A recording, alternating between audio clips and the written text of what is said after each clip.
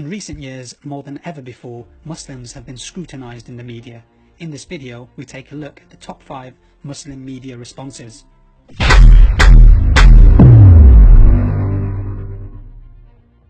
You feel that the magazine was pushing back against what it saw as a greater sensitivity among the Muslim community than other communities to perceived injustices, real or not? Well, I mean, if that was the case, why don't we see Charlie Hebdo push back against the sensitivities, perhaps, of anti-Semitism or so, and so on? But they don't. It's very selective. And sure, I believe that no community should be vilified, Jewish, Muslim, Christian, or anyone based on race or whatever delineation. But it's this double standards which is very obvious, especially how the French government have prosecuted individuals for expressing their ideas when it's deemed anti-Semitic, certain comedians, self-censorship. Let's just start with you, Dr. Nawaz. What is this about segregation? Why does anyone need segregating?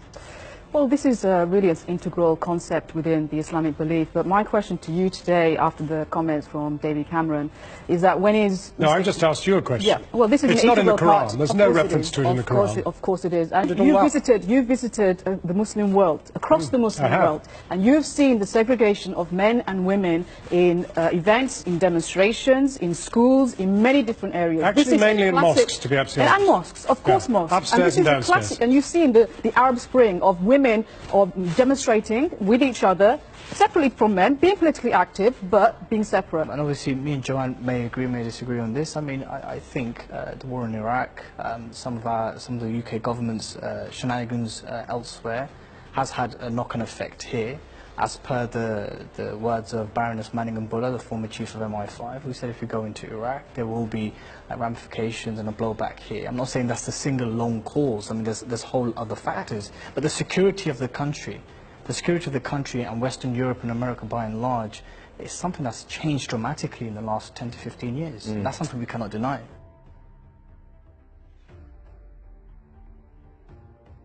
Do you support any part of IS? I mean, why is that question being asked to me? I'm just interested. No, tell me.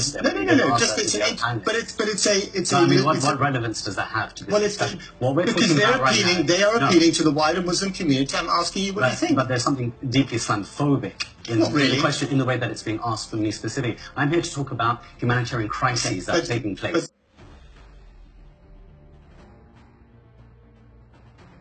Tactics that this group is employing. Do you support them or not? The fact that we don't have this discussion now is indicative of where the entire discussion on the war on terror narrative goes.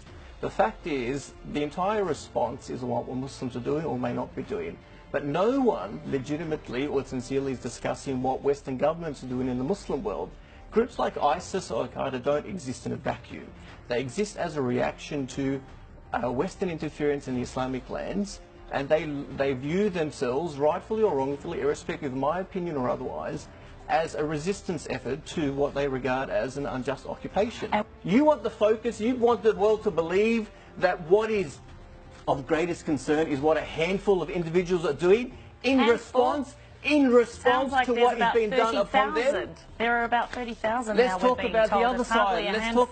Let's talk about the fact that they exist as a reaction to what exists on the ground. What exists on the ground? Foreign occupation, political repression. Does that justify beheading? Does that justify the slaughter of innocents? The subjectivity around this discussion? Why don't you condemn what the Australian government is doing? Why don't you condemn what the American government is doing? Why don't you condemn the innocent killing of 1 million lives in Iraq and Afghanistan? Why don't you do that? Why don't you hold the government to account? We're out of time, surprise. Very conveniently. Well, we are out of time. We don't have an infinite amount of time to talk to you, but thanks for coming in nonetheless. It is my pleasure.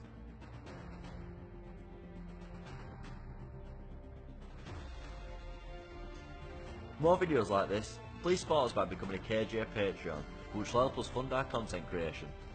Please also don't forget to like and subscribe to our YouTube channel.